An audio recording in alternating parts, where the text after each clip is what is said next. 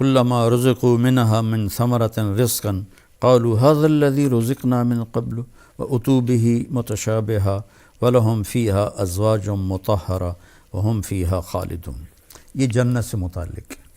کہ اللہ تبارک و تعالیٰ فرماتے ہیں کہ دیکھو میرے بہن بھائیو، میرے عزیزو، میرے بچوں بچیوں، دنیا آئیڈیل ہوم نہیں، دنیا آئیڈیل لائف نہیں، یہ پیپر ہو رہا ہے سب کا، کسی نہ کسی شکل میں ہم سب اللہ کو امتحان دے رہے ہیں، اور پھر ایک دن یہ پیپر چھن جائے گا۔ جیسے امتحان دیتے ہیں تو 3 گھنٹے کا ٹائم ہوتا ہے، تو جو ہی وہ ٹن ہوتا ہے تو پیپر چھین لیا جاتا ہے۔ ہماری ٹن ہے موت، موت کے ساتھ ہی ہم سے یہ زندگی کا پیپر چھین لیا جائے گا۔ جو اس پہ لکھا ہے وہ اللہ کہے گا اقرأ کتابک کفیٰ بنفسک اليوم علیک حسیبا، میرا بندہ یہ پڑھ لے پیپر اپنا، یہ سب کچھ تیرا اپنا کیا ہوا ہے اور تیرا اللہ حساب کرنا بہت جانتا ہے۔ کچھ خوش قسمت ہوں گے جن کے پیپر اچھے ہوں گے وہ جنت میں جائیں گے، کچھ بدقسمت ہوں گے جن کے پیپر برے ہوں گے وہ جہنم میں جائیں گے۔ لوگ کہتے ہیں اپنی مرضی کی زندگی گزارو اور مزے کرو، اللہ کی قسم اپنی مرضی کی یہاں کوئی بھی زندگی نہیں گزار سکتا، چاہے وہ سلیمان علیہ السلام کی حکومت کا مالک ہو، قارون کے خزانے ہوں۔ یہ دنیا کا ڈیزائن ہی ایسا ہے کہ اپنی مرضی ٹوٹتی رہے گی، ٹوٹتی رہے گی، ٹوٹتی رہے گی۔ یزید بن عبد الملک 3 بر اعظم پہ حکمران تھا، عبد الملک کا بیٹا، اس کے بعد ولید آیا اور اس کے بعد سلیمان آیا، پھر حضرت عمر بن عبدالعزیز رضی اللہ عنہ آئے، پھر عبد الملک کا بیٹا یزید آیا۔ تو وہ ایک دن کہنے لگا کون کہتا ہے کہ بادشاہوں کی زندگی مزے کی نہیں ہوتی اور وہ اپنی مرضی کی زندگی گزار نہیں سکتے؟ میں آج کا دن مزے سے گزاروں گا اور اپنی مرضی سے گزاروں گا، اور حکم دیا کہ محل کے دروازے سب بند کر دو اور مجھے کوئی خبر نہ سنائی جائے، حکومت کی، بغاوت کی، کسی چیز کی مجھے کوئی خبر نہ سنائی جائے۔ اور اس کی ایک باندی تھی حبابہ، وہ بہت حسین تھی، تو اس کو وہ لے کر اپنے محل میں بیٹھ گیا کہ آج کا دن میں حبابہ کے ساتھ مستی کروں گا۔ تو باتیں کرتے کرتے اس کو اپنی گود میں لٹا لیا، اور انگور پڑے تھے تو ایک دانہ اٹھاتا اور اس کے منہ میں ڈال دیتا، وہ اس کو کھا لیتی، پھر دوسرا دانہ اٹھاتا اس کے منہ میں ڈال دیتا، اس طرح کی ایک مزے کی شکل بنی۔ پھر ایک دانہ اٹھا کر اس کے منہ میں ڈالا تو اس کے حلق کے اندر جا کے پھنس گیا، تو اس کا کھانسی، سانس کھڑا،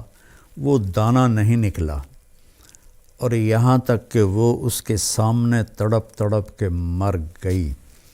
اور اس کا مرضی سے گزارنے والا دن سب سے زیادہ اس کے لیے خوفناک دن بن گیا۔ اتنا غمگین ہوا، 3 دن تک اس نے اسے دفن نہیں کرنے دیا، اس کی لاش سامنے رکھ کے بیٹھا رہا۔ تیسرے دن اس میں بدبو پڑنے لگی اور جسم گلنے لگا، تو پھر زبردستی اس کے رشتہ داروں نے، اس کے بھائی ہشام نے اسے چھین کر اس کو دفن کیا۔ تو مرضی کی زندگی یہاں نہیں، آگے ہے، جہاں یہ میں آپ کے سامنے آیت پڑھی ہے کہ وہاں موت ختم، بڑھاپا ختم، بیماری ختم، غریبی ختم، فقر ختم، غم ختم، دکھ ختم، ہر قسم، نیند ختم، نیند بھی نہیں آئے گی، ہمیشہ جاگتے رہیں گے۔ تو اللہ فرما رہے ہیں کہ ان کو جب بھی کوئی پھل پیش کیا جائے گا تو وہ کہیں گے یہ تو ہم نے ابھی کھایا ہے، لیکن جب وہ کھائیں گے تو پتہ چلے گا کہ نہیں، یہ تو کوئی اور ہے،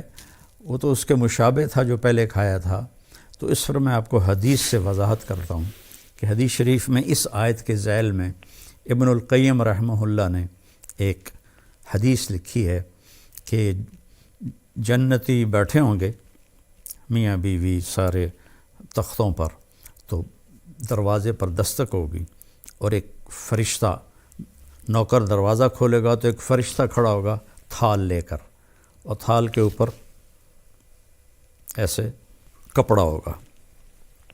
وہ کہے گا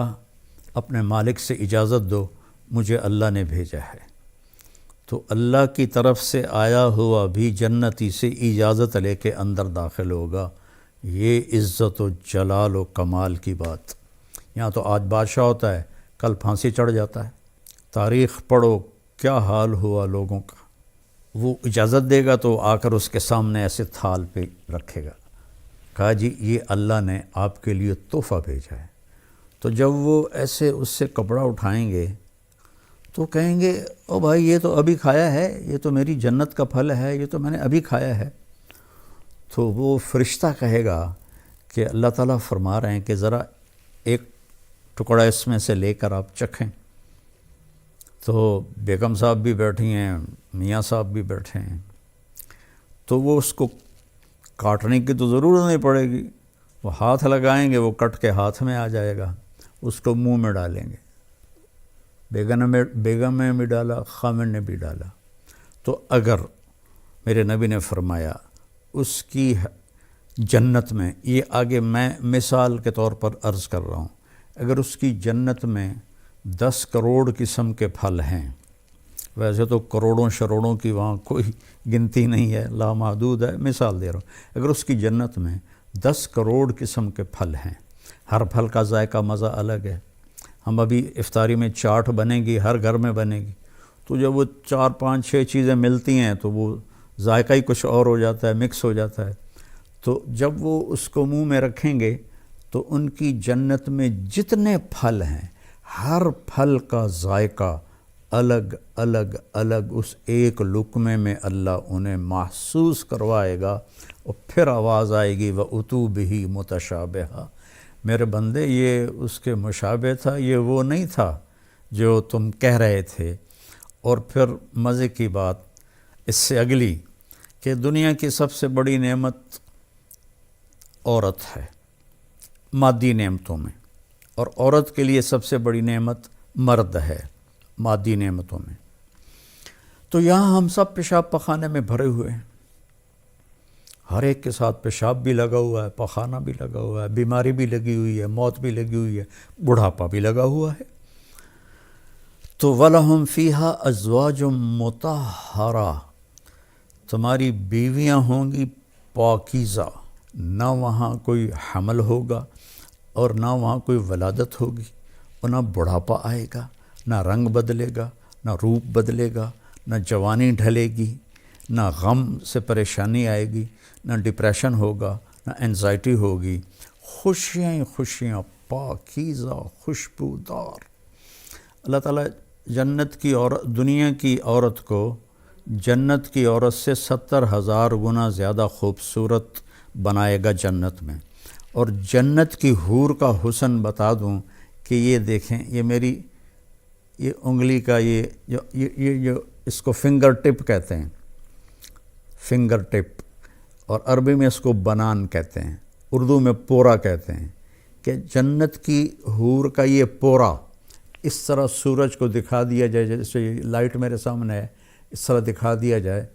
تو سورج اس کی انگلی کے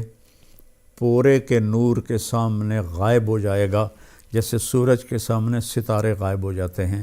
تو ایمان والی عورت کا حسن کیسا ہوگا، جو کبھی ڈھلتا ہی نہیں، کبھی ڈھلے گا نہیں، کبھی خواہشیں نہیں مٹیں گی، اب تو یار بوڑھے ہو گئے، اب تو کچھ ہوتا نہیں۔ تو ایک جگہ میں بیٹھا تھا، کافی پرانی بات ہے، تو ایک صاحب کے سامنے قورمہ آیا، وہ بوڑھے ضعیف تھے، تو میں پاس بیٹھا تھا، میں اس وقت کوئی 34-35 سال کا تھا، تو انہوں نے قورمہ اپنے سامنے سے ہٹا کرنا میرے سامنے رکھ دیا اور کہنے لگے لو بھائی کھاؤ، ہمارے تو کھانے کے دن بھی گئے اور نہانے کے دن بھی گئے۔ تو وہاں ایسا کبھی نہیں ہوگا، کبھی نہیں ہو، اور ویسے نہانے کی ضرورت بھی نہیں پڑے گی۔ تو وَهُمْ فِيهَا خَالِدُونَ، سب سے بڑی دولت، ہمیشہ ہمیشہ ہمیشہ ہمیشہ۔ کبھی کبھی میں سوچتا ہوں نا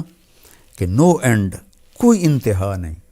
یہ کھوپڑی میری ایسے ایسے ہلنے لگتی ہے، چونکہ ہمارا دماغ تو لمیٹڈ سوچتا ہے، کھلا نہیں سوچ سکتا ہے۔ ہم فیہا خالدون، کروڑوں سال کے بعد بھی وقت آف ہو جائے گا، وقت کا سوئچ آف ہو جائے گا، جیسے معراج پر جاتے ہوئے اللہ نے پوری دنیا میں ٹائم سوئچ آف کر دیا تو آپ سات آسمان، جنت، دوزخ، عرش، فرش، لوح و قلم، کرسی اور اللہ تک کا دیدار کر کے آئے اور واپس آئے تو بستر ویسے ہی گرم تھا، تو اللہ تعالیٰ وہاں وقت کو آف کر دے گا۔ تو یہ دو پہلے پارے سے میں نے آیات چنی تھیں آپ کی خدمت میں پیش کرنے کے لیے۔ میرے نبی نے فرمایا کہ اطلب الجنت جہدکم،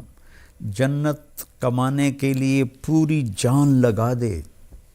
وَاہْرَبُوا مِنَ النَّارِ جَہْدَكُمْ، اور جہنم سے بچنے کے لیے پوری جان لگا دے۔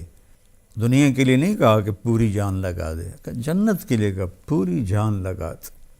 اللہ تعالیٰ نے جب دنیا کے لیے فرمایا تو کہا فَانْتَشِرُوا فِي الْأَرْضِ، جاؤ زمین میں جاؤ میرا رزق تلاش کرو۔ نماز کے لیے فرمایا فَاسْعُوا إِلَىٰ ذِكْرِ اللَّهِ، نماز کے لیے